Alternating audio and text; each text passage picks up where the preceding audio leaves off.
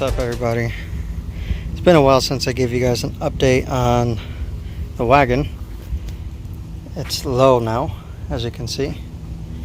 Could probably get a little lower, but at your springs, they said it would be a great idea. They said 5 hours later. Oof. Ryobi, meet Volvo. But don't want to risk that oil pan down there from the V8 swap. Yeah, she's lowered.